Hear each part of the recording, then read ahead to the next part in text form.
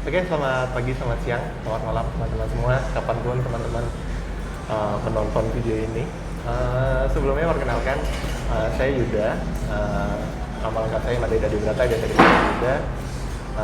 Kebetulan kali ini kita akan membahas tentang people analytics. Nah, people analytics kebetulan juga saya sudah mengundang salah satu narasumber. Nah, kebetulan narasumbernya rekan saya dulu. Rekan saya dulu, teman kuliah saya yang sekarang sudah menjadi orang yang luar biasa ya. Waduh, luar biasa. Menjadi orangnya udah gini lah, udah cocok lah kita tanya-tanyai real people analytics. Oke, Oke, siap. Lek, ya? Iya, siap. Nah, jadi saya sekarang sudah bersama Alex. Siap. Alexandro. Halo. Alexandro. Siap. Nanti mungkin saya minta perkenalan lah, Lek, ya. Oke, Saya minta baik. perkenalan ya nanti ya. Oke. Jadi mungkin bisa diceritakan dulu backgroundnya apa, mungkin dari dirinya dulu lah, perkenalan Oke. biasa. Dari Kayak mana. interview CV. Iya, interview CV, ya benar. Siap, Kita siap. santai aja, Lek, ya. Oke, Kita oke, santai aja, oke. Lek, ya. Oke, baik. Jadi nanti fokusnya nanti kita akan ngebahas people analytics. Analytics itu perihal manajemen sumber daya manusia, strategik. Nanti mungkin kita akan lebih fokus di performance management. Manajemen. Siap. Kan kalau kamu sendiri kan udah gini nih, udah sangat familiar sama people analytics nggak sih sama performance management tuh? Kurang lebih. Kurang lebih ya. Iya. Dengan posisinya sekarang seharusnya sih udah sangat gini ya, awam sekali. Sangat. bisa. Oke, ready lah ya. Oke. Oke, sebelum itu mohon mungkin saya mau minta waktunya nih ke Ale biar bisa memperkenalkan diri dulu. Oke. Mungkin siapa sih Ale itu, nama lengkapnya siapa, dari mana, backgroundnya apa, di mana dulu kuliah, habis itu karirnya dimulai dari apa sampai sekarang tuh jadi di posisi apa gitu. Oke, baik. Boleh? Saya mulai ya? Boleh. Ini pendengarnya namanya apa? Sapaan para pendengar ya? Teman-teman aja, teman-teman Bapak Ibu boleh. Oh, teman-teman. Oke, selamat pagi, siang, sore Bapak Ibu. Perkenalkan, nama saya Alex. Saya satu alma mater dengan Yuda di Politeknik Negeri Bali. Kebetulan kita juga satu kelas di kelas internasional atau manajemen bisnis internasional, kita ngambil jurusannya. Nah, saat ini saya bekerja di PT Ecolab Internasional Indonesia sebagai territory manager untuk area Bali. Namun, saya mau cerita sedikit terkait perjalanan karir saya. Saat lulus kuliah, saya itu melamar sebagai seorang karyawan di manajemen trainee untuk PT Sinar Sosro. Yang mana itu teman-teman udah pada tahu mungkin itu kita jualannya teh botol Sosro, fruity dan lain-lain. Namun karena COVID, jadi itu tidak bertahan lama, hanya setahun saja. Dan setelah itu saya melamar lagi sebagai sales lagi di PT Perfetti Van Melle Indonesia. Mungkin kurang familiar, tapi saya yakin teman-teman Bapak Ibu sudah pada tahu brandnya. Itu kita brand asal Belanda, Mentos, Big Bubble, Chupa Chup. Itu saya di Surabaya selama 1 tahun sebagai manajemen trainee kurang lebih. Jadi saya dipindah-pindahkan tuh dari Surabaya, saya pindah ke Kalimantan, saya pindah ke Jawa Timur lagi, di Jember, Banyuwangi. Itu saya pindah-pindah karena memang secara job desk di mana perusahaan dibutuhkan, di situ saya ditempatkan. Dan di sana juga saya banyak belajar bersama tim, menghandle tim juga untuk mencapai tujuan company, untuk omsetnya bagus lah istilahnya. Nah, setelah itu saya diangkat atau dipromosikan sebagai RTM, yang mana itu kita adalah di bagian divisi road to market untuk gimana sih produk kita itu bisa jalan, udah bisa sampai ke tangan konsumen. Nah, itu disitulah kita butuh yang namanya tim people management, mungkin sampai yang dibilang sama Yuda tadi. Gimana cara kita menghandle tim, gimana cara kita memberitahu supaya tim itu ngikut visinya sama kita. Kita bisa kasih mereka KPI, kita bisa kasih mereka reward, insentif, dan lain-lain sesuai dengan yang company butuhkan. Setelah itu saya move lagi setelah 2 tahun ke industri pet food, yang mana brandnya baru. Saya nggak ada tim saat itu untuk di area Bali dan Nusra. Nah, sampai saat itu, long story short, di 2025 ini saya bergabung, diberikan kesempatan untuk menjadi territory manager di PT Ecolab Internasional Indonesia. Oke, keren. Mantap sekali ya, Le ya. Waduh, iya mantap sebenarnya. Udah keliling Indonesia. sekarang berlabuh lagi ke Bali. Pulang lagi akhirnya ke Bali. Udah berapa tahun di Bali, Le? 1 tahun sih. Udah 1 tahun Baru ya? 1 tahun Oke. iya, setelah melalang buana 4 tahun di luar. Luar Bali, akhirnya kita bertemu lagi. Bertemu lagi bersama kawan dulu. Gimana rasanya di luar Bali, Le? Sebenarnya challenge-nya adalah menyamakan culture ya. Karena kan kultur di Bali itu kita bawa keluar memang secara kultur itu berbeda. Di Bali kita ketat sekali dengan yang namanya guyup, bareng-bareng, apa-apa bareng-bareng. Saat kita ke Jakarta misalnya itu ketat banget, namanya individualisme. Individualisme itu nggak buruk, cuman memang secara individu masing-masing punya visinya berbeda. Balik lagi ke Kalimantan, itu mirip-mirip dengan di Bali, balik ke Surabaya juga mirip-mirip dengan di Bali, namun cara memperlakukan orang aja yang berbeda. Itu sih, Pak. Siap. Compare, Le. Kalau di Bali, kalau dapat kesempatan kerja di luar sama di Bali, pilih di mana? Tergantung gajinya sih. Tergantung industri, gaji, dan karir path-nya sih. Cuman kalau sekarang lebih milih di Bali lah, di luar sama-sama aja. Untuk saat ini ya? Untuk saat ini masih di Bali sih. Masih pilih di Bali ya? Tapi kalau ada kesempatan keluar lagi? Keluar lagi, kalau misalnya ditawari posisi yang lebih tinggi, atau gaji yang lebih bagus, minimal 2 kali di sini gas. Kalau misalnya dikit-dikit, Bali aja. Bali lebih bagus. Oke, tadi sedikit itu tentang background-nya Ale gitu. Jadi saya udah kenal Ale itu udah cukup lama ya, dari awal kita mulai kuliah, Ale ya. Iya, betul. Awal kuliah kita satu kelas di kelas C dulu ya kita ya. Kelas B. Kelas B ya, kelas B kita Kelas dulu. B dulu. Kelas B, habis itu ada pemilihan kelas internasional. Terus satu kelas lagi sama Satu kelas Ale lagi kita, benar. gitu. Sampai sekarang kita masih temenan, masih kontak-kontakan. Kebetulan karena ada kebutuhan ini, podcast ini, saya secara langsung menghubungi Anda, Le. Iya, betul. Dan kebetulan juga saya di Bali ya, teman-teman. Jadi saya lebih gampang approach ya, Le. Betul. Oke. Sebenarnya Le sangat sibuk ya teman-temannya, Bapak Ibu semua ya. Iya, Jadi betul kan. beliau sudah meluangkan waktunya buat saya untuk tanya-tanya masalah people analytics. Thank you so much, Le. Oke, Waktunya, Le. siap. Oh, people analytic ya, bukan people management. People analytics, Le. Ya, people analytics nanti ya. Nah, mungkin langsung aja, Le ya. Iya, siap. Mau tanya, Le. Sekarang kan kerjanya di Ecolab nih. Iya, Di betul. Ecolab. Mungkin teman-teman Bapak Ibu semua yang nanti akan nonton ini belum awam sama yang namanya itu Ecolab. Ecolab itu perusahaan apa sih? Bisnis apa sih? Sektor di bidang apa sih? Gitu. Oh, oke. Ya, mungkin bisa diceritakan dulu mungkin biar nanti pada saat kita membahas inti dari video ini nanti biar lebih jelas teman-teman semuanya. Oh, ternyata pengennya kayak gini loh. Oh, ternyata kayak gini loh. Gitu. Oke. Ya, baik. Untuk sekedar informasi buat teman-teman, Ecolab International ini kita industri yang bergerak di bidang hygiene dan energy saving. Jadi kita itu lebih fokus ke B2B teman-teman, jadi business to business, ke hotel-hotel, restoran, yang memang secara garis besar itu membutuhkan yang namanya hygiene dan juga chemical yang bisa menghemat energi dan juga efisiensi dari perusahaan mereka. Itu sih. Jadi kita jualan chemical untuk cuci piring, karena kan memang bayangin teman-teman kalau kita pakai yang konvensional, sabun konvensional itu secara limbahnya itu kan nggak kekontrol. Bayangin satu hotel misalnya 1000 kamar, setiap hari harus cuci 1000 piring, limbahnya nggak kontrol. Nah itulah, disitulah kita Ecolab datang untuk menggunakan teknologi kita supaya limbahnya itu bisa kita minimalisir. Seperti itu sih. Berarti kayak ibaratnya tuh Ecolab tuh kayak kalau kita sebut merek kayak Sunlight ya? Iya, gitu. Cuman lebih proper. Betul, lagi lebih industrial. Karena kan untuk sana itu lebih ke rumahan, industri rumahan, itu kita yang fokus ke industrial. Oke. Nah, pembedanya Ecolab sama produk-produk FMCG kita bilangnya FMCG itu apa sih sebenarnya? Oke, baik. Secara garis besar tujuan kita sama untuk customer satisfaction yang pertama. Cuman bedanya secara produk untuk dari kita sendiri fokus ke efisiensi dan lebih ramah lingkungan, dan juga memang kita menyasar sektor-sektor industri yang nggak perlu packaging kecil-kecil, karena kan kalau yang FMCG itu memang didesain untuk fast moving. Jadi saya juga pernah di FMCG, kita pikirnya bagaimana produk kita itu cepat keluar, cepat laku, dengan kemasan yang FMCG sekarang kalau teman-teman perhatikan kemasannya makin kecil.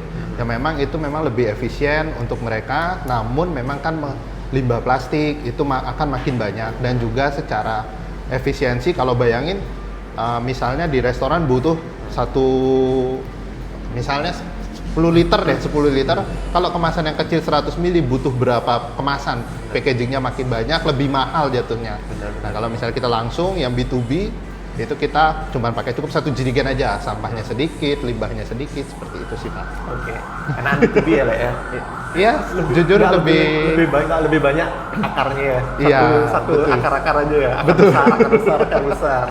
Kalau FMCG kan akarnya kecil-kecil nih. Kecil, banyak. Fokusnya ke distribusi kita FMCG. Iya. Kalau di B2B kita fokus maintain customer sih. Oke, Gitu duitnya sih. lebih gede juga ya? Belum kelihatan. Cuman harusnya iya sih. Iya. Oke, nah sekarang kamu kan sebagai gini lah ya, sebagai territory Sales. manager ya, Iya. sales territory manager ya. Itu di kawasan mana, Le? Kalau boleh tahu? Untuk saya sendiri maintain kawasannya sih spesifiknya banyak kan akun saya di Nusa Dua. Nusa Dua ya. Di Nusa Dua karena memang secara hotel memang dibagi per cluster untuk yang di Nusa Dua. Cuman nggak nutup kemungkinan juga sih ada beberapa account di luar Nusa Dua tapi masih di area Bali sih. Area Bali ya. Iya. Oke. Nah, sekarang kayak di Nusa Dua berarti kayak di Ritz-Carlton gitu Iya. modelnya, Four Seasons, Iya. semuanya. Berarti di hotel-hotel besar ya, mayoritas ya? Iya, mayoritas di hotel-hotel besar dan korporat juga. Corporate juga, oke. Kompetitornya banyak nggak, Le? Kalau gini ya, Le? Wah, banyak. Kalau banyak sih nggak banyak, cuman karena pemainnya masih sedikit ya. Cuman memang karena masih sedikit itu, di kuenya itu dibagi-bagi. Jadi Iya. memang hotelnya ini memang sudah kalau nggak ini pasti ini, kalau nggak ini lagi pasti ini. Pasti Jadi ada. memang secara kompetisi memang kelihatan banget karena memang pemainnya masih sedikit. Oke. Di bawah 10 kalau nggak saya baru lihat. Berarti gampang approach-nya ya ke calon customer-nya ya? Sebenarnya gampang sih, gampang susah kalau sejauh ini karena kan memang secara brand kita udah dikenal karena brand internasional juga, dan juga memang ada beberapa hotel yang sudah ada global agreement dengan kita juga. Jadi memang secara kebutuhan mereka lebih banyak meng-approach ke kita. Cuman memang challenge-nya di situ. Kita memberikan harga yang premium, kita harus memberikan service quality yang premium juga. Dan banyak kompetitor kita memang bisa bermain di harga. Cuman kan memang kita harus fokus kepada kelebihan kita aja. Nggak bisa kita ikut-ikutan perang-perang harga itu sih. Oke, siap. Jadi tadi background-nya udah dijelasin lah ya. Siap. Background perusahaannya sudah dijelaskan semua. Background-nya narasumber kita sudah dijelaskan juga semuanya. Iya, betul. Mungkin kita akan langsung to the point ya. Boleh. to the Nggak point. menarik ya background-nya? menarik. Background-nya menarik lah. Apalagi saya udah kenal Alek udah lama kan. Karirnya melalang melintang, jadi saya sangat tertarik ya. Iya, siap. Betul. Saya dari jualan teh botol dulu. Sekarang jualan sabun. Sekarang saya jualan sabun. Jualan sabun. Nah, berarti sebagai territory manager atau sales manager itu kan udah punya bawahan lah ya? Untuk bawahan ya? saat ini iya. Dan Ada kurang lebih ada berapa ya? ada 4 sih. Ada 4 ya. Itu berarti di areanya itu ada 4 bawahan dan 1 Iya. sales manager. Iya. Dan itu kamu sendiri. Oke. Nah, kalau dari tim sendiri nih, pasti kan ada goals-nya nih. Nah, goals-nya. Kalau kita membahas tentang people analytics, khususnya performance management. Performance management kan pasti ada yang namanya goals dari perusahaan nih. Perusahaan itu dari goals di perusahaan disusun lagi menjadi sebuah KPI kita bilangnya ya, Key Performance Indicator untuk di tiap-tiap karyawannya, khususnya mungkin dari kamu sendiri sales manager ada KPI sendiri nih. Oke. Habis itu kan dari tim ada KPI sendiri. Nah, sekarang kan kita kalau mungkin dari HR sekarang ya, di human resource sekarang ya, mungkin kalau Alek kan dari sales ya, Iya, mungkin dari sales ya. betul. Ya, kalau saya ngeliatnya dari perspektif HR, HR, dari betul. perspektif HR. Kalau sekarang nih, kita kan kalau dari HR itu melihatnya tuh key performance indicator achievement rate nih. Antara achievementnya tuh berapa sih misalnya kayak udah nggak bisa nggak ngejual segini nih gitu.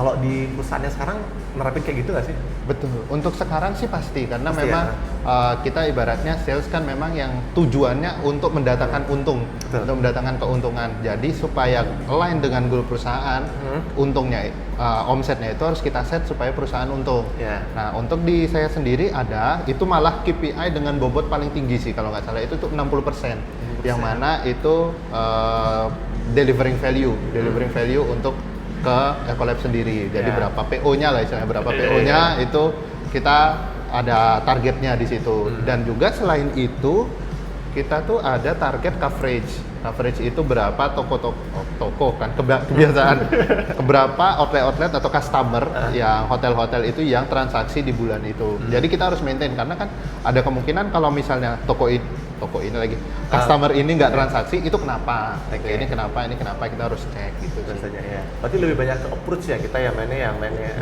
betul. Oke. Nah, kalau di tempat Ecolab sendiri nih, seberapa penting sih sebenarnya KPI-nya tuh? Khususnya kayak di sales kan pasti ya sangat jelas nih KPI-nya tuh penjualan. Iya. Penjualan kan. Selain KPI penjualan itu ada nggak KPI lain yang mendongkrak performance itu sebenarnya? Misalnya nih pada bulan ini kan mungkin permintaan itu kan biasanya nggak tentu nih. Iya. Permintaan kan nggak tentu ya, fluktuatif. Habis itu mungkin aja di minggu ini kita KPI kita udah lebih nih, lebih dari target, lebih banget. Tapi tahu-taunya bulan depan nggak sesuai nih, turun karena permintaannya kita nggak sama kayak bulan selanjutnya, sebelumnya. Nah, tadi kan disebutkan juga 60% nih. Di KPI lainnya, maksudnya KPI pendongkrak dari 60% itu ada nggak sih selain penjualan itu? Ya, ada sih. Cuman Ada ya? memang karena untuk yang di Ecolab sendiri kita lebih ke fokusnya ke situ. Cuman saya kasih contoh untuk di company sebelumnya bisa. Boleh.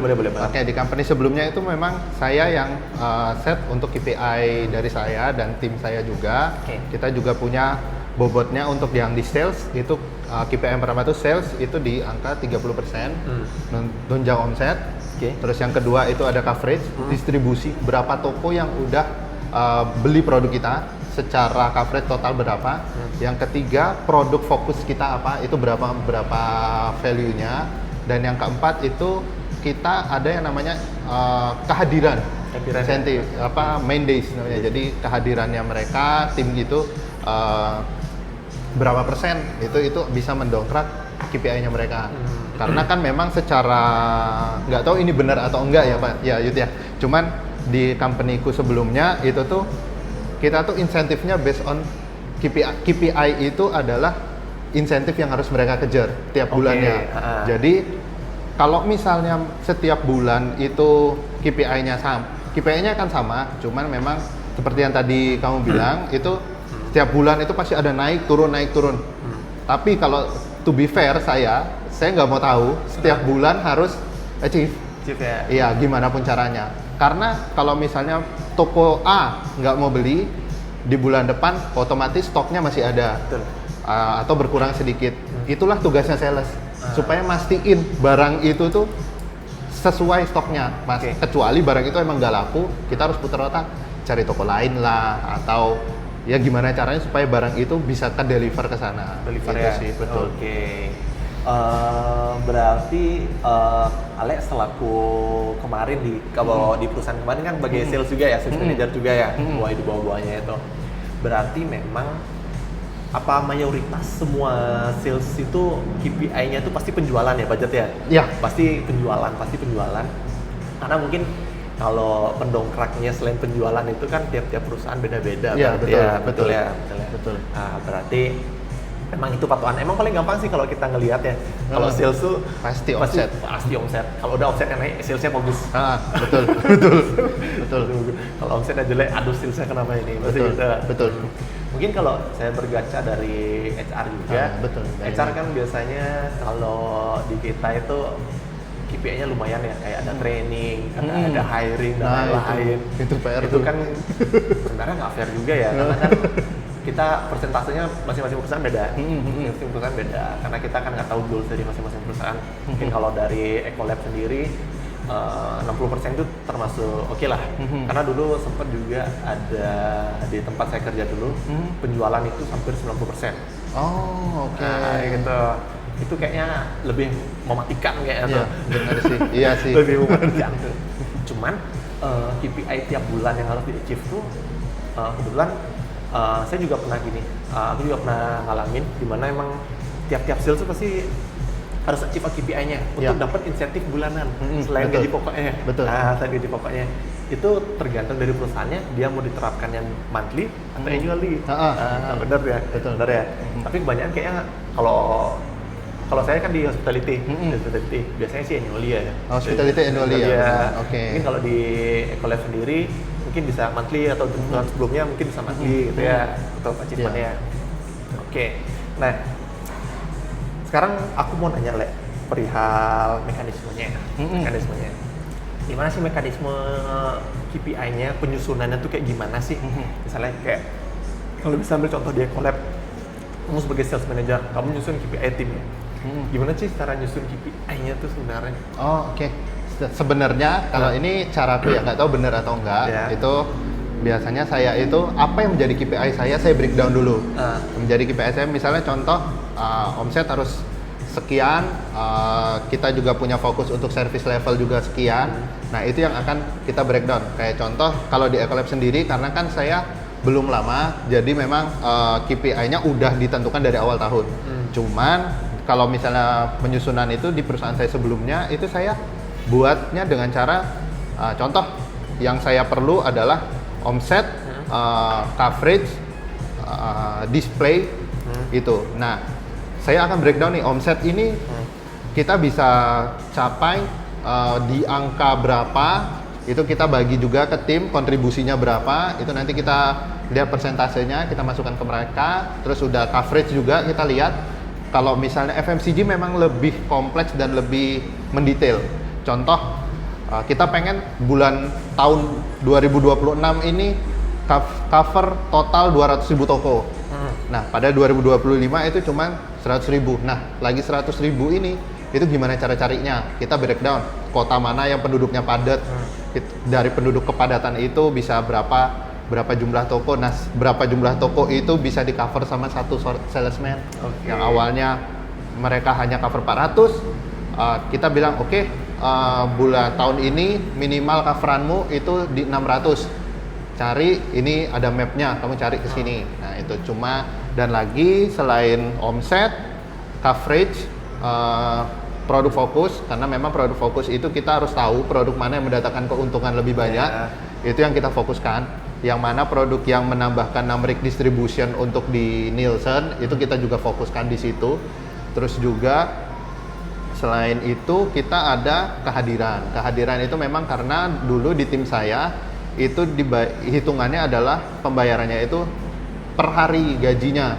Jadi mereka dalam 1 bulan itu kita prorate gajinya berapa itu. Makanya kita menekankan mereka harus hadir setiap hari nih supaya mereka dapat gaji full, insentifnya full. Karena kalau 1 hari aja mereka nggak hadir, gimana mereka mau kejar ketertinggalan omsetnya itu? Ya, kayak gitu sih. Jadi untuk nyusun KPI itu saya breakdown dulu KPI saya, karena kan memang mereka dan saya harus punya satu visi yang sama. Jadi memang harus inline, betul. Kalau misalnya KPI saya sales, masa saya kasih mereka KPI-nya untuk distribusi aja gitu, salesnya nggak jalan. Ya, oke.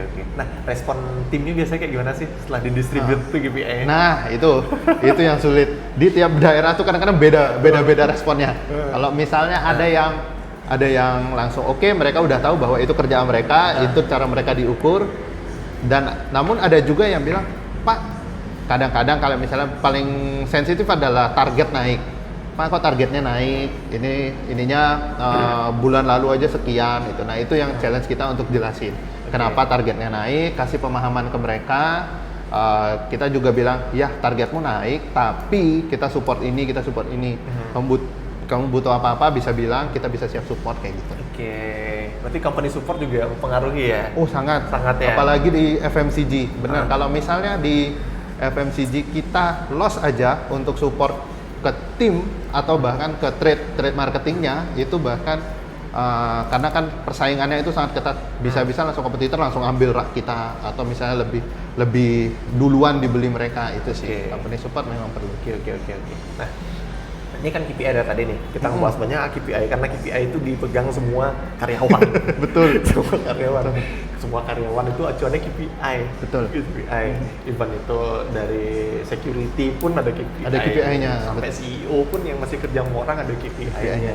Kecuali owner. Nah, sekarang kan kita nih ada nih KPI. Biasanya orang tuh buat KPI itu yang penting ada aja. Penting ada aja sih gitu kan. Gimana sih cara kamu biasanya membuat KPI yang berkualitas tuh? Baik, untuk di sales sendiri sih, Yud, KPI yang biasanya tuh kita memang secara nggak kualitatif sih mainnya. Jadi benar-benar bisa kita hitung pakai angka. Jadi memang semua itu bisa di measure. Supaya apa? Memang balik lagi kita sales itu dinilai dari angka. Omset itu angka, coverage itu angka, kehadiran itu angka, jumlah display itu angka.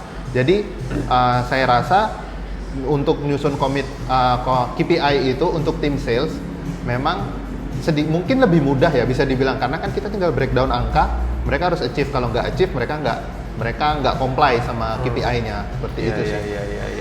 Ya intinya masalah angka ya, emang ya, sales ya kuantitatif banget ya. Benar, kuantitatif banget. Mungkin kalau di divisi HR itu beda karena kualitatif berapa mungkin turnovernya gitu, nggak ngerti juga saya. Turnover angka juga lah. Nah itu iya benar juga, turnover angka juga. Turnover angka juga lah. Mungkin kayak kalau di kita tuh kayak keluhan-keluhan karyawan. Nah itu keluhan karyawan. Itu kan kita belum tahu nih measure-nya kayak gimana. Cuma kalau di sales semuanya pasti angka sih. Kalau keluhan karyawan kan mungkin whistleblower-nya itu ada. Kita nggak bisa nih objektif atau subjektif sekali ya, objektif ya. Karena mungkin kalau cerita kalau keluhan karyawan tuh misalnya, aduh kaki saya sakit nih, aduh sakitnya seberapa kan gitu. Iya betul. Ada yang kakinya sampai patah, dia ngeluh dia kayak gitu. Iya, ada yang nggak patah masih kerja, ada meriang dikit sakit. Oke. Nah kalau gini lah, kalau menurut kamu nih, seberapa berdampak nggak sih performance management tuh? Kayak misalnya KPI ya, kita ambil performance management tuh KPI ya, kepada progres kerja dari tim itu biasanya. Dampak banget apa biasa aja sih sebenarnya KPI-nya itu? Atau KPI biar KPI aja dah, biar gitu. Nanti kan ada yang penting biar ada aja gitu. Enggak sih, kalau di sales sangat berdampak sih, karena memang baik lagi untuk sales itu kita harus tahu, apalagi ya jujur untuk teman-teman mungkin belum relate karena memang atau mungkin ada beberapa yang udah punya bisnis dan kerja dengan orang-orang yang mohon maaf secara kualitas pendidikan itu di bawah kita.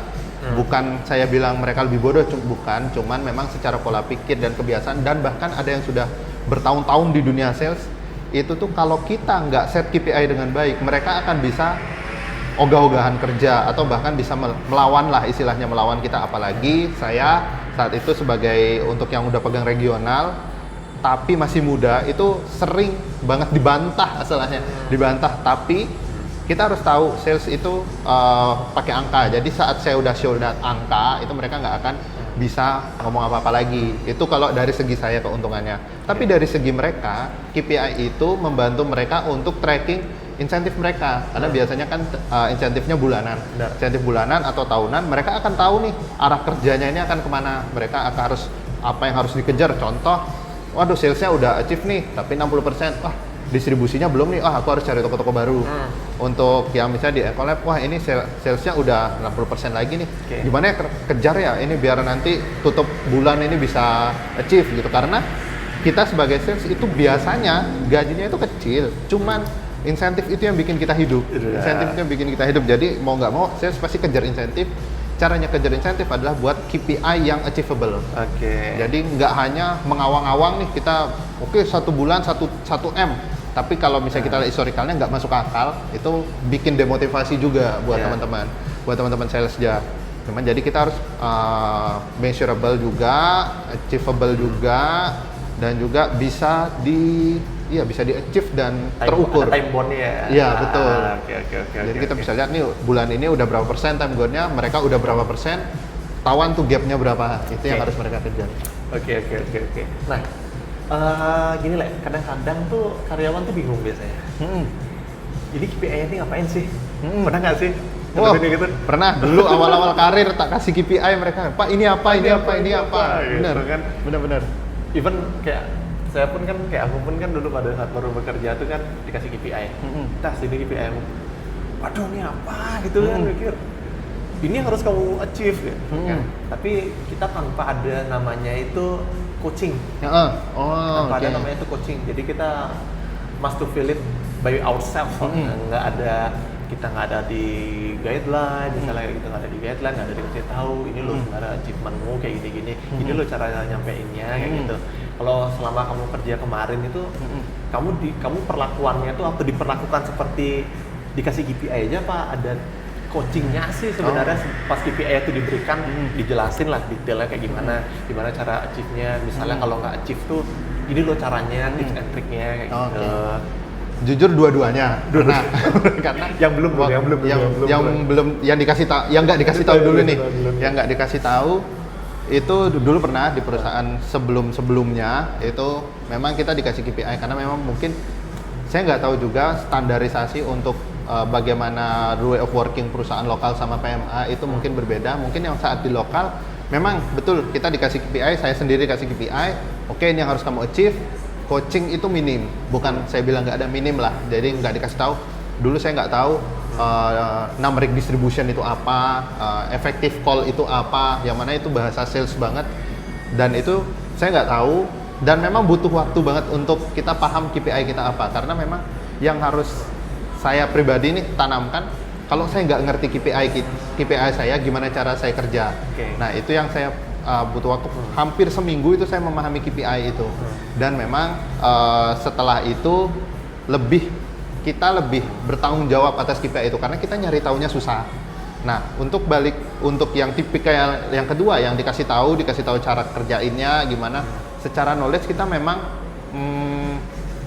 paham KPI kita apa, cuman memang karena kita udah dikasih tahu, jadi saya pribadi jadi ibaratnya kebanyakan nanya nggak kerja itu nggak kerja. Jadi ini kasih tahu, mentor saya ngasih tahu, jadi yang terhambat saya dan mentor saya. Cuman memang alangkah lebih baiknya itu dari situ saya belajar, yang di Ecolab juga mereka memberitahu KPI itu dengan bahasa yang sangat masuk akal dan mudah dipahami. Kayak karena mungkin kita bekerja dengan orang-orang yang pemahaman akan linguistik dan literasinya itu masih tidak baik, itu kita harus buat KPI itu semudah mungkin dipahami. Istilahnya kalau bahasa teman-teman saya idiot proof lah, jadi orang idiot aja paham apa yang mau kita. Idiot proof gitu. Idiot proof, ya betul.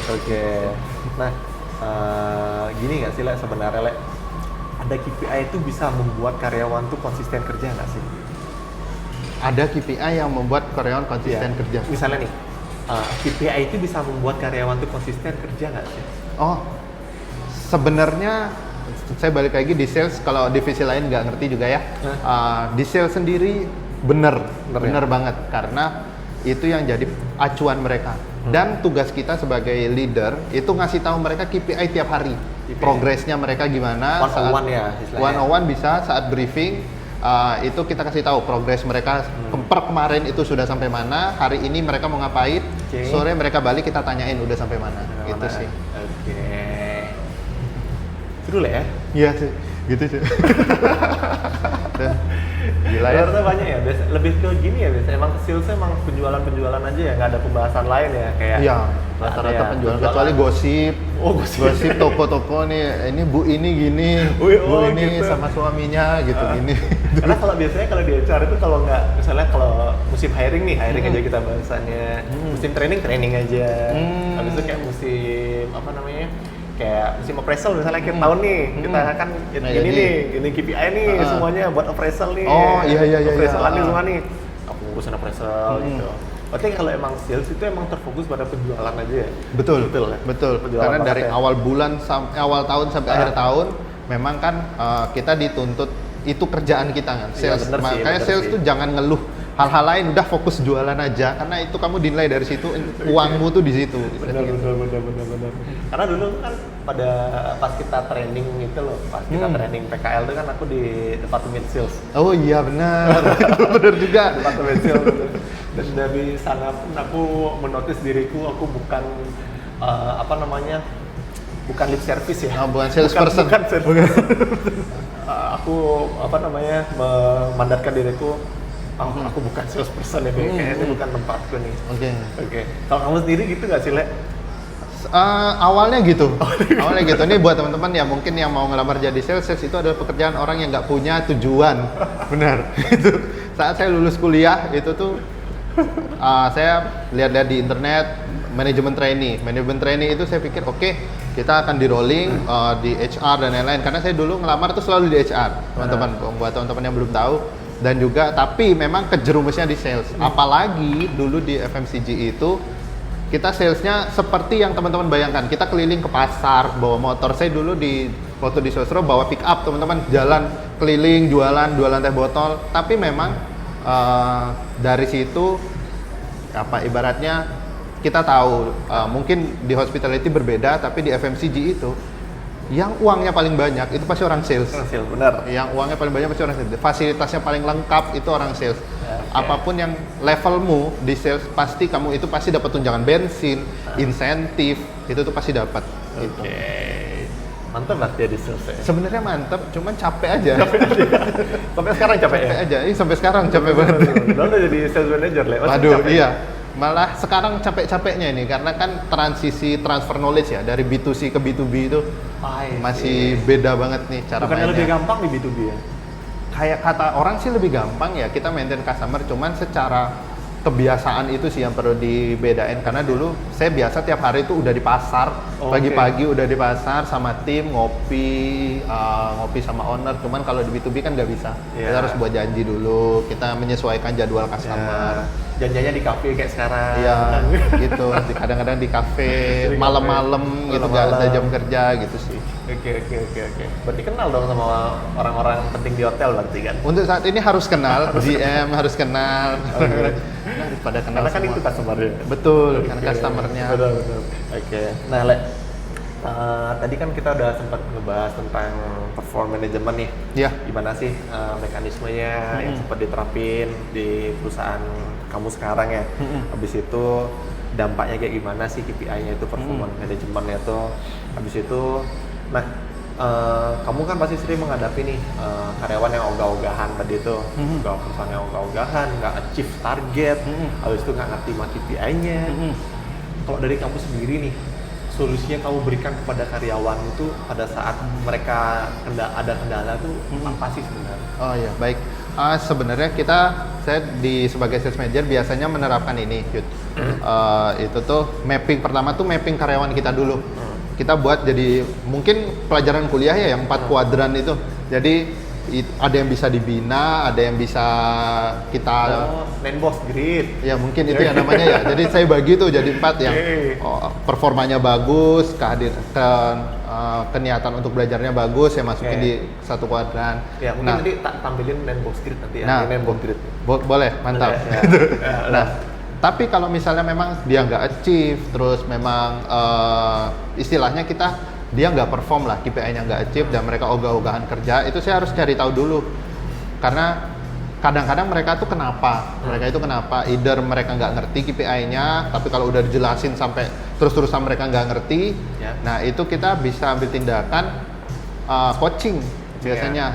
Karena kan saya dulu di perusahaan sebelumnya, itu saya punya 2 level tim. Jadi ada yang level supervisor, ada yang level staff. Nah, kalau misalnya yang bermasalah adalah di level staffnya, di level staff itu saya serahkan ke supervisor. Jadi memang dari supaya supervisor itu ngerti role-nya untuk mensupervisi timnya. Jadi berapa kali sudah mereka istilahnya kalau di sales itu join call sama karyawan itu dari staff itu. Kalau misalnya udah di join call-in nggak tetap aja mereka batu, ya udah kita replace bahasanya. Kita replace langsung cut. Apalagi mungkin ini terlihat jahat ya teman-teman, tapi di dunia sales kita dinilai dari angka, teman-teman. Kalau misalnya ada orang yang menghambat angka kita secara pribadi, kalau misalnya kita udah develop banyak, udah kita kasih kesempatan 2 kali, 2 bulan mereka nggak achieve, di bulan ketiga saya bisa cut langsung orang itu. Karena apa? Bisa jadi toksik untuk teman-teman yang lain, bisa menjadi pembenaran untuk teman-teman lain nggak achieve targetnya, nggak achieve KPI-nya.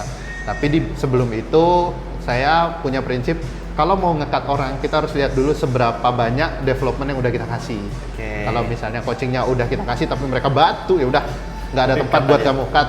Oke.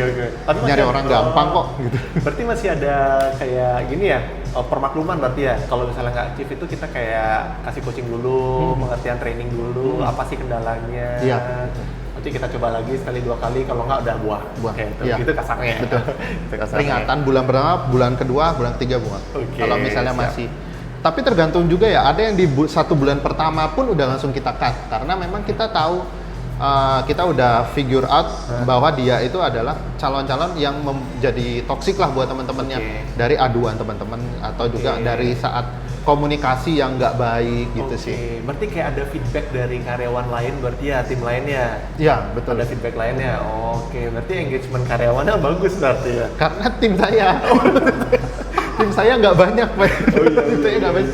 Paling dulu itu cuma 120 orang deh tim saya, nggak banyak. Jadi masih kejangkau lah. 120 pun supervisornya ada 10, jadi masih masuk akal. Masih masuk akal ya. Masih Oke. Berarti kamu respon semuanya itu, Le? Kalau ada masalah kayak gitu-gitu? Nggak semua. Nggak semua direspon? Nggak semua. Masalahnya nih, misalnya nih, dari 10 masalah, berapa yang kamu respon? Dan kenapa dari beberapa masalah itu yang kamu respon tuh apa gininya, triggernya yang harus direport? Nah. Pertama, saya nggak tahu, Mas. Biasanya kalau ada orang tim yang mau ada masalah gitu atau ada indikasi akan ada masalah, itu biasanya yang menyelesaikan dulu supervisornya. Mereka yang coba nangani dulu. Kalau misalnya mereka buntu, mereka akan tanya ke aku, tanya ke saya. Jadi yang saya lihat tuh, oh ini bisa nanti nih, prioritasin dulu ini. Bisa nanti. Oh ini harus segera. Kalau misalnya fraud, itu saya akan langsung in charge di situ untuk nyari tahu dan kasih tindakan. Kalau misalnya levelnya dia masih ogah-ogahan, dia nggak achieve gitu, ya udah saya lempar ke tim untuk delegasi. Gitu sih. Keren. Triggernya sih itu, kalau misalnya udah ngerugiin kita, maksudnya ada laporan bahwa mereka menghilang, bawa uang banyak, wah itu pasti saya langsung akan turun tangan itu. Karena pernah beberapa kali, namanya kita kerja sama sales ya. Bener. Sales yang bawa barang itu pasti rawan, pertama di tagihan, customer udah bayar tapi uang nggak disetor. Oh ada ya? Ada, apalagi FMCG. Mungkin teman-teman yang FMCG pasti sering mengalami ini. Fraud, minus barang, dan juga pada saat stop of 6 mereka nggak datang. Nah itu karena pada saat stop of 6 itu barang di sistem harus sama dengan barang yang ada fisiknya. Nah itu kadang-kadang miss. Itu biasanya sales yang nggak bertanggung jawab, itu mereka langsung kabur karena uangnya udah banyak. Tagihan 10 juta gitu mereka nggak setor. Mereka udah dapat uang 10 juta sendiri. Nah itu saya akan langsung turun tangan. Either itu cari mediasi atau itu kita panggil pihak jalur hukumnya. Tapi memang biasanya kalau jalur hukum kita nggak akan pernah selesai sih. Biasanya kita mediasi pelan-pelan kita ngomong ke mereka bahwa mereka ini harus menyelesaikan tanggungannya itu. Itu berapa kali sih saya hadapi sih. Oke.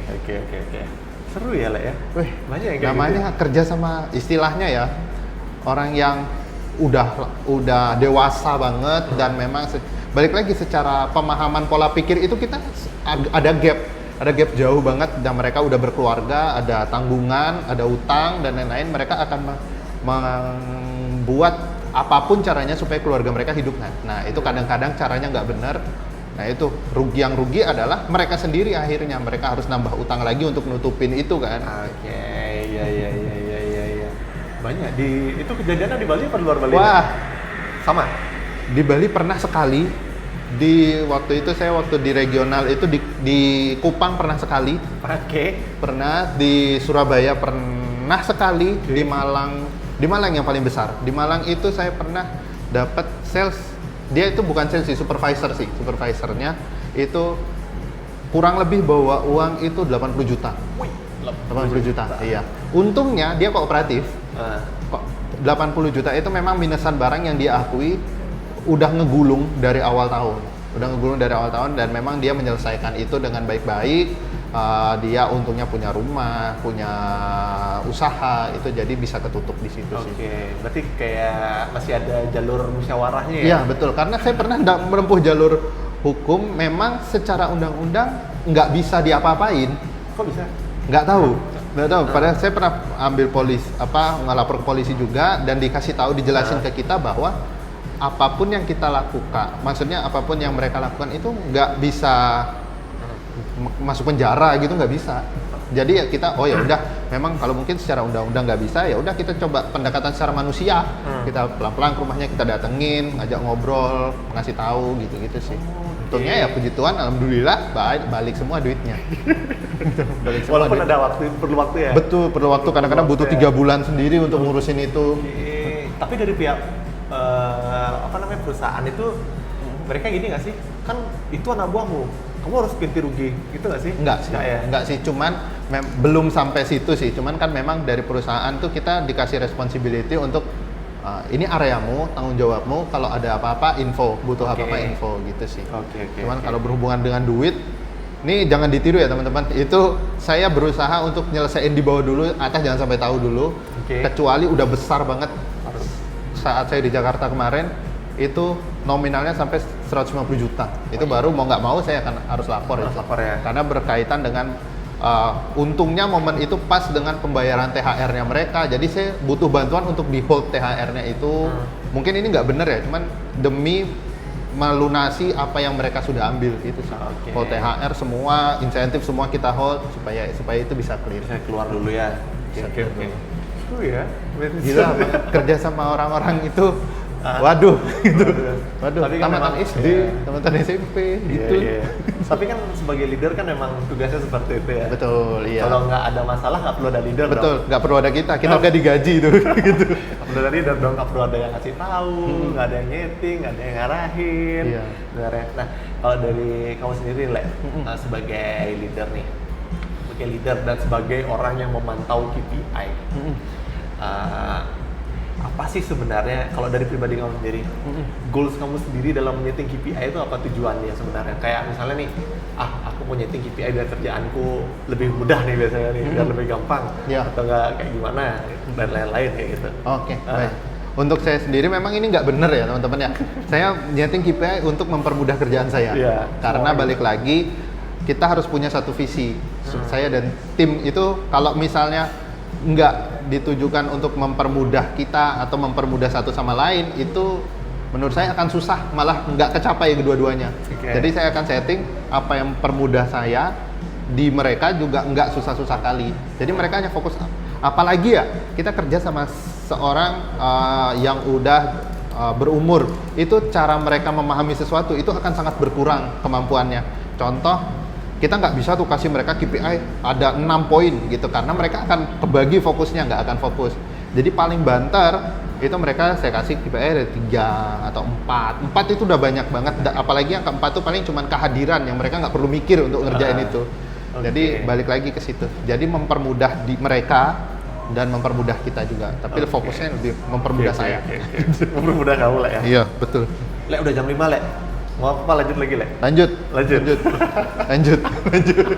Jadi aja. Ale sebenarnya ini udah jam 5 ya Bapak Ibu teman-teman. Jadi Ale itu harus ada ketemu klien. Iya. Cuman nggak apa-apa. Karena beliau bos, jadi saya minta waktunya sedikit untuk wawancara ya. Gak apa-apa, Le, ya? Gak apa-apa. Kita lanjut, Le. Kalau pas kamu nih, kamu kan banyak nih udah melalui masalah, habis itu gimana cara menanggulangi mekanismein masalahnya itu. Habis itu kamu juga udah ngeliat dampaknya kalau ada masalahnya itu. Iya. Kamu pasti juga memberikan solusi nih, pasti kan dari dampaknya itu.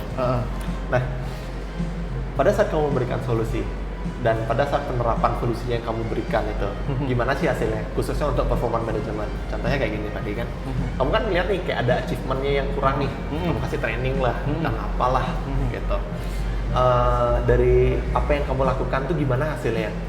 Gitu. Oh, terhadap KPI itu ya, sendiri. daripada KPI sendiri. Misalnya kayak gini kan, ada karyawan yang KPI penjualan. Dia susah melakukan penjualan. Nah, kamu melakukan yang namanya itu training. Kan misalnya jalan keluarmu misalnya solusinya training lah. Kamu kasih training dan lain-lain. Gimana sih hasilnya? Hasil nyatanya. Oke. Pertama, kadang hasilnya malah zonk juga. Zonk juga. Betul. Nah, itulah tujuan kita memang balik lagi. udah balik lagi ke prinsipku, udah berapa kali kita ngasih development ke mereka sebelum kita cut mereka. Nah, kalau misalnya mereka underperform, kita join call sama supervisor, supervisor pun bilang, Pak, ini misalnya areanya jelek ya, Pak, areanya jelek, toko-tokonya banyak yang udah beralih fungsi jadi bengkel gitu. Tapi di aplikasi mereka masih tertera jadi toko, otomatis mereka akan kunjungan sia-sia, omsetnya akan habis kan. Nah, itu yang nanti jadi evaluasi saya sebagai sales manager untuk mapping ulang toko-tokonya. Kita nyari potensi toko di mana itu supaya apa? Supaya mereka paling enggak performa buruknya mereka itu kita tahu alasannya apa, jalan keluarnya apa. Itu jadi bisa kita cari jalan keluarnya. Tapi kalau memang udah dicari jalan, ternyata pada saat join sama supervisor toko-tokonya bahkan nggak kenal ada sales, nah berarti dia emang nggak kerja kan, ya udah kita cut.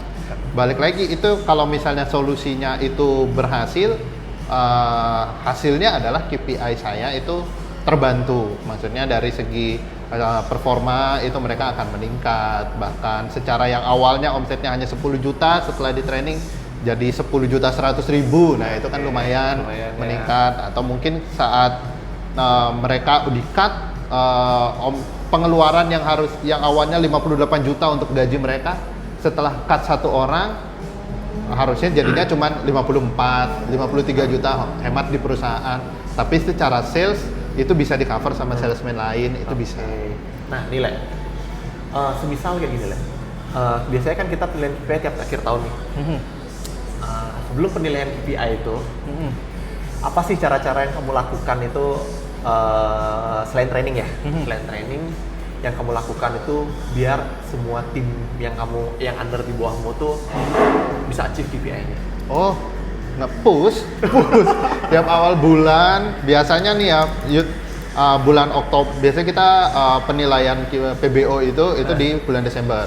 Bulan Desember itu udah closing. Biasanya di bulan Oktober kita udah lihat nih time goal-nya udah berapa persen. Tapi kan salesman nggak mau tahu. Salesman kan targetnya bulanan. Yang targetnya tahunan saya biasanya yang saya lakukan adalah untuk target ini nggak boleh ditiru ya teman. Untuk target yang di-share ke saya akan sedikit ada adjustment untuk target teman-teman. Dari teman-teman salesman supaya apa? Mereka itu tahu dan saya udah komunikasikan ke mereka juga. Kan supaya mereka tahu mereka itu ada targetnya sebulan berapa untuk nutup tahunan saya. Amit-amit itu nggak achieve. Tapi kalau misalnya dari setiap awal bulan sampai akhir tahun itu achieve semua, itu ya bagus. Cuman biasanya sih saya nge-push mereka di situ. Dengan catatan insentif mereka kita kasih. Insentifnya tapi kasih. Ada tips lain mungkin, Le? Ya? Ada tips lain saya nge-push, Le? Kayak misalnya setting KPI-nya, quality KPI-nya di setting biar bagus. Habis itu mungkin kayak ada diskusi sama karyawannya. Oh, diskusi sih nggak banyak ya, karena kalau saya sendiri semakin banyak diskusi makin banyak yang harus saya pikirkan. Jadi biasanya saya ajak supervisor untuk meeting KPI untuk mereka apa aja. Pernah dulu saya setting KPI memang sangat sulit untuk mereka achieve karena awal-awal saya ada adjustment terlalu tinggi mungkin dan bagi mereka nggak menarik untuk achieve KPI itu. Tapi setelah saya belajar memang saat setting KPI itu saya memang harus ada diskusi, cuman cukup satu orang aja yang random saya pilih menurut mereka apa yang bisa mereka kerjain. Saya punya target ini, kamu mau ngerjain apa? Nah itu. Random sampling ya? Ya random sampling. Gambreng ya mereka gambreng ya. Gambreng ya. Nah pernah nggak sih kayak gini lah? Pernah kayak dihadapin kayak Pak, kayaknya saya nggak bisa deh desain KPI-nya nih. Sering mas, salesman ngeluh tiap hari gitu. Pak, saya nggak bisa pak achieve bulan ini. Ya balik, itu dari kita sebagai leader sih percaya atau enggak. Kalau saya pribadi, saya tuh jangan punya prinsip nggak akan percaya apa kata salesman. Nggak akan percaya apa kata salesman, kecuali saya lihat langsung. Makanya saat mereka ngeluh, saya minta supervisor nemenin. Kalau masih jelek angkanya, saya yang turun langsung ke lapangan karena mereka nggak akan bisa bohongin, karena saya juga udah pernah di posisi mereka jualan langsung. Jadi mereka nggak akan bisa bohong. Kalau ternyata balik lagi memang tokonya sepi dan lain-lain, saya akan ngerti, dia nggak bisa, saya yang akan mapping ulang areanya. Saya nggak akan turunin targetnya, nggak akan. Saya akan mapping areanya, saya akan kasih toko-toko baru, saya sendiri yang akan nyari oh ini toko potensi, ini toko potensi, ini toko potensi, ini toko potensi, kasih ke mereka, mereka yang tinggal jualan. Oke. Gitu sih. Oh gitu ya. Berarti kamu nggak ada percaya sama timmu berarti? Secara keluhan saya untuk target nggak bisa percaya, nggak bisa percaya. Apalagi Pak mereka bilang Pak area sepi hari ini. Kalau misalnya seorang sales leader percaya sama timnya, 100% percaya tanpa ngecek dulu, mereka akan dibodoh-bodohin.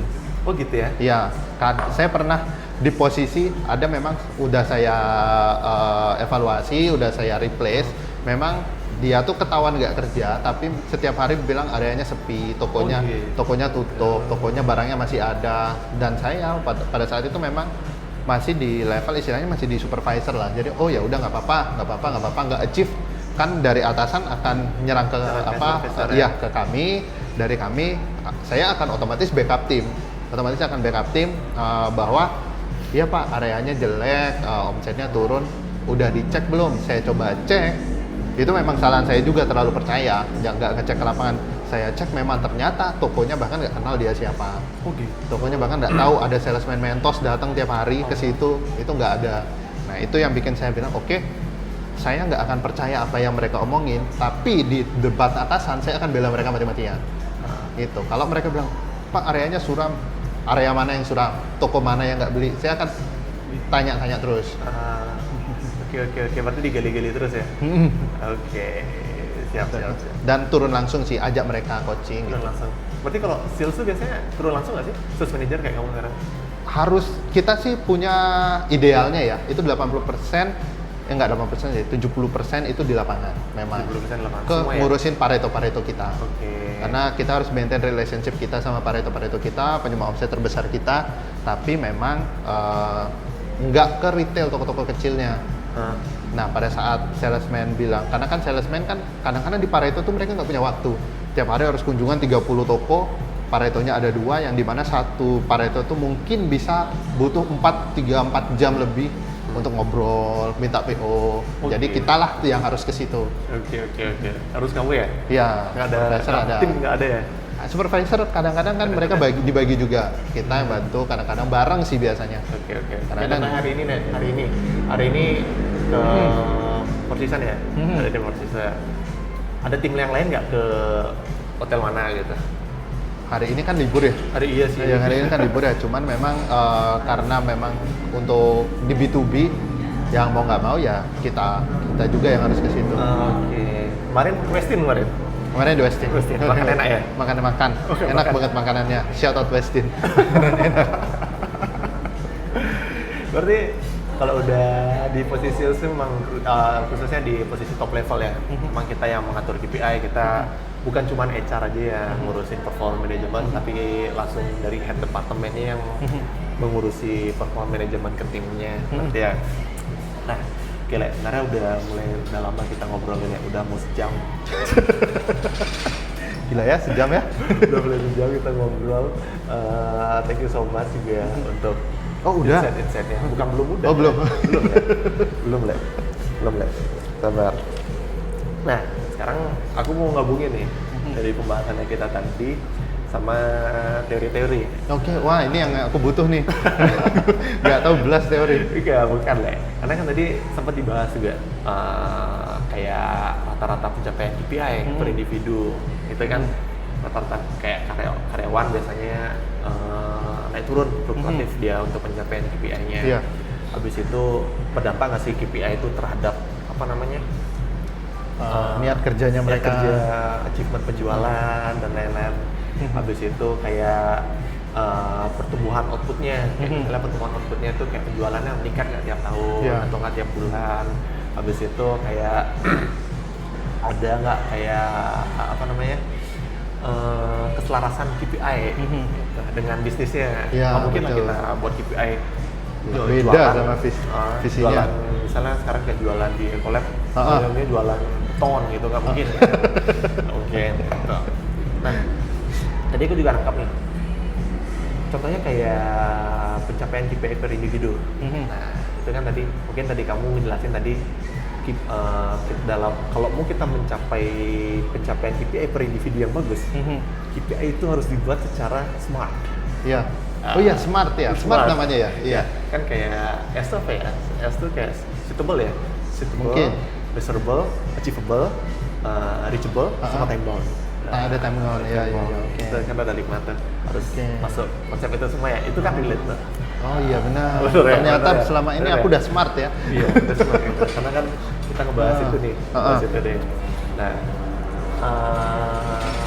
and then tadi ada dampak KPI juga terhadap ini, terhadap apa namanya penjualannya. Iya, Bisa penjualan. kan. Itu cara untuk gimana sih biar KPI itu berdampak. Wah ternyata ada faktor dari leadernya nih. Kita dari kamu dia ada faktor dari leadernya itu yang melakukan diskusi sama karyawan, yang melakukan coaching, melakukan training. Sebenarnya itu sih sebenarnya tujuan dari interview kali ini tuh. Oh, itu. Jadi biar kita tuh paham masalah itu ternyata karena kebanyakan itu di human resource management itu kita cuman apa namanya fokus pada angka. Contohnya kayak KPI rate, angka KPI. Tapi kita nggak dikasih tahu nih, dijelasin KPI-nya itu ngapain Apa? aja. Mungkin kayak saya tadi lah, KPI itu ngapain aja, cara menanggulangi biar KPI rate itu gitu apa. Karena di training, di coaching, kayak gitu. Iya iya, itu sih yang Gitu saya- ya. KPI rate. KPI rate. Jadi sebenarnya pembahasan kita tuh hari ini tuh tentang HR metrics. Oh siap. HR metrics. Mantap. Jadi mungkin kalau membahasnya sama HR mungkin akan lebih sefrekuensi ya. Nah, iya. Makanya saya akan membahas, kenapa saya tadi nanya-nanya itu lebih menjurus ke technical skills ya. Yang jauh banget ya dari teori ya. Bukan deh, cuman dari pembahasannya itu kita bisa ngambil conclusion. Nah, Ternyata pada saat pengurusan ini kita harus ngurusin ini di awal loh untuk mencegah apa namanya adanya yang kayak gini gitu, kayak preventifnya. oke, iya. Tindakan preventifnya. Iya. Preventifnya kita gitu kurang lebih.